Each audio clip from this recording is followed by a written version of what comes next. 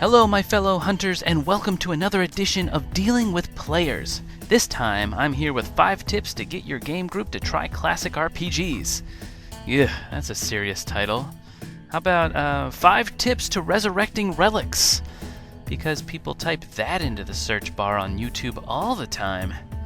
Well, if you're here, I probably got the keywords right. So check out these 5 tips, and you too will enjoy the option to choose today classic RPGs that we old gamers had no choice but to play. Seriously, I played 1st edition D&D for like 2 whole summers. I mean, we just called it, well, D&D. Good talk. So here we go. 5 tips for getting your game group to play the classics. I hope you enjoy. Number 1. Find out if the game is actually good. It is possible that you are remembering the fun you had with this game and not the game itself. I like to use 2nd edition Shadowrun as an example. I loved playing Shadowrun, and it was a big improvement from 1st edition. However, you still had some ridiculous math and a terrible skill rules section. I mean, come on, how often in gaming do you need the square root function? On top of that, 3rd edition fixed the skill issue. How could I suggest the same game with worse rules? So check out your game objectively and see if it really is the best choice for that genre for your group. If it is, number 2, find reasons for others to play. Basically, you need to have your sales pitch ready. Why should they play? What was fun about the game? What was unique? Whatever happened to this game? And now I'm sounding like an advertisement for one of my Relic Hunt videos.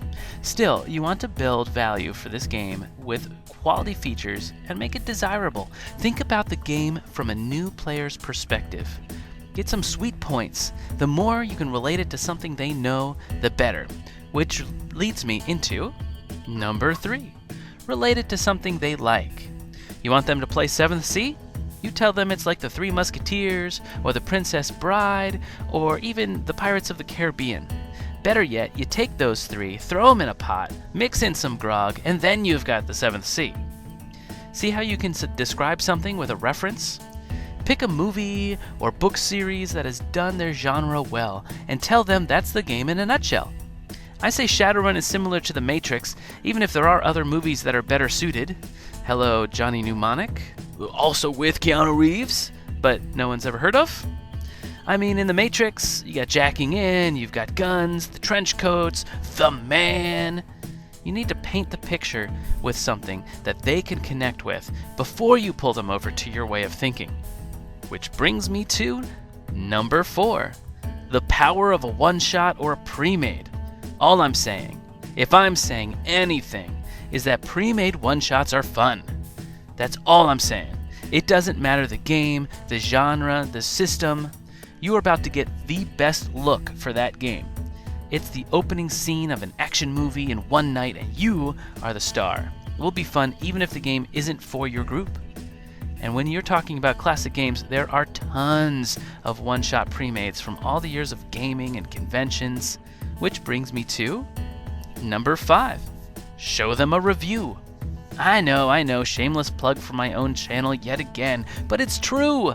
People have reviewed these games. You can be like, man, did you see what the Relic Hunter said about this one? It looks sweet. Let's play it.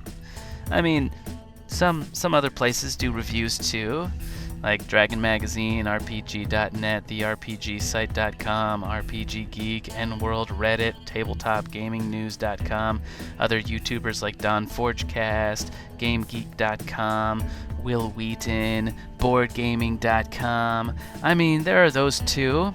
So, subscribe. Oh, and Will Wheaton, you're welcome. I hope you've enjoyed these 5 tips for helping your gaming group try out the classic games. If you'd like to hear continued discussion about this, Samewise 7 and I do so on his channel and have an extended discussion on all 5 points and a few other things. So check him out. Here's the link to that. And always remember to play like the dice are trying to kill you, because they are.